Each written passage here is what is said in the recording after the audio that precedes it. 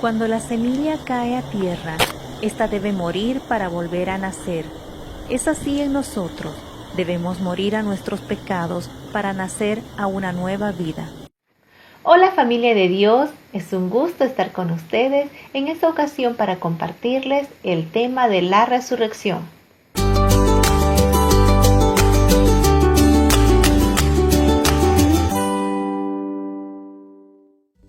Entrando al capítulo 15 de la primera carta a los Corintios, Pablo nos habla acerca de la resurrección de Cristo y la resurrección de los creyentes.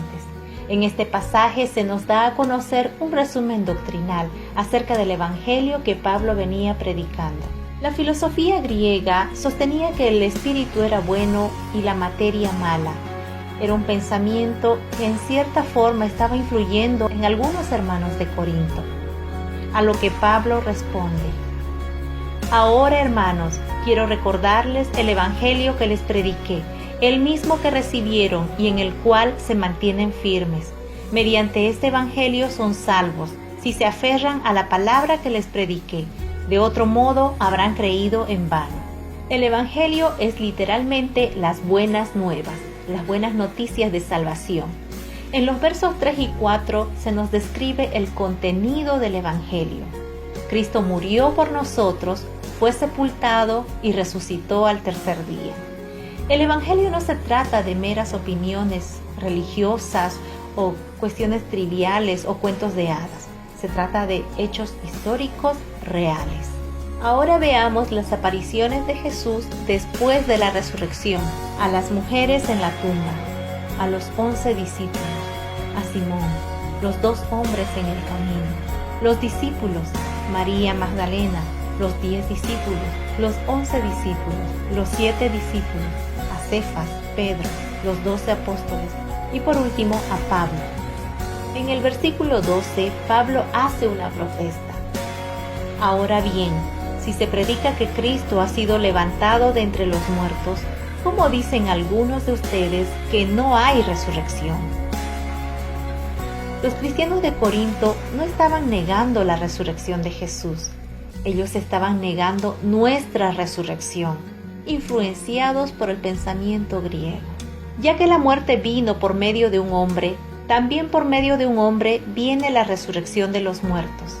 Aquí vemos una tipología de Adán y Cristo. En Adán, toda la humanidad ha sido afectada por el pecado, la muerte. En Cristo, toda la humanidad ha sido afectada por la gracia, la vida eterna.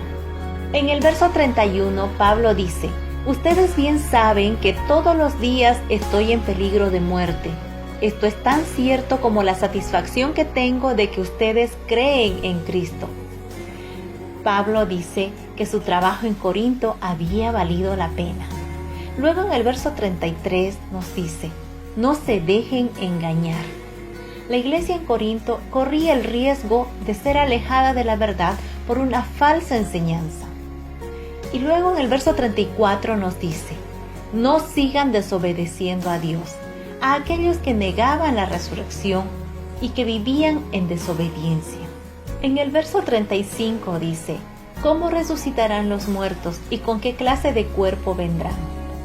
Pablo les da una serie de ilustraciones para responderles.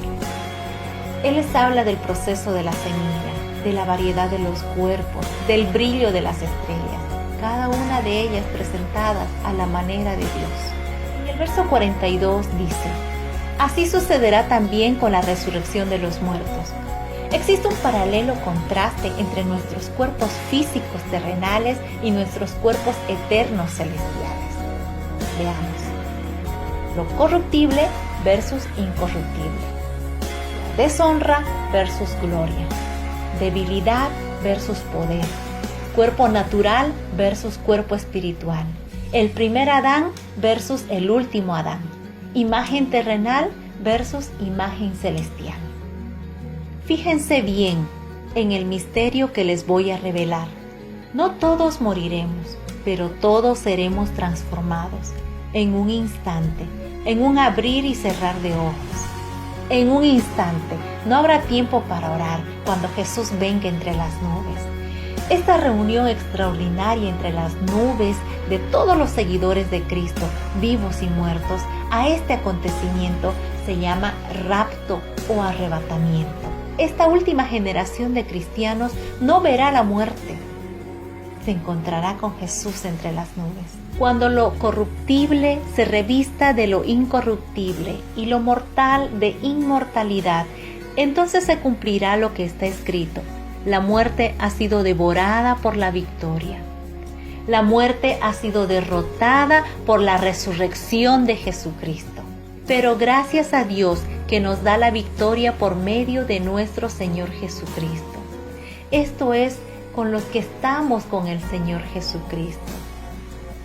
No es así con aquellos que no están con Jesucristo, porque la muerte aún tiene su aguijón. Para terminar, el verso 58 nos dice Pablo: por lo tanto, mis queridos hermanos, manténganse firmes e inconmovibles, progresando siempre en la obra del Señor, conscientes de que su trabajo en el Señor no es en vano.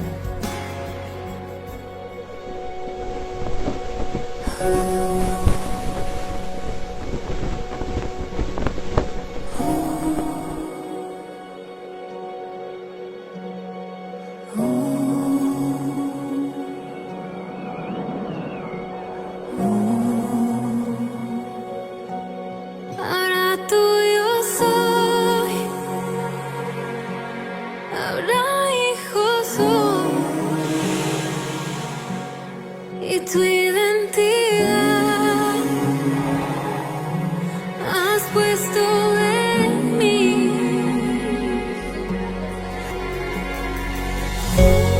Con la resurrección de Jesús, todos tenemos la oportunidad de entrar a la vida eterna.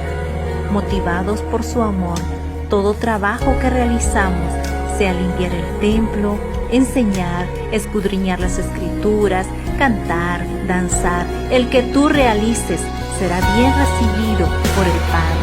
El mundo no aprecia ni valora todo esto que realizamos, pero sabemos que habrá valido la pena cuando le veamos a Él y seamos bienvenidos en su reino. Ha sido un gusto compartir con ustedes.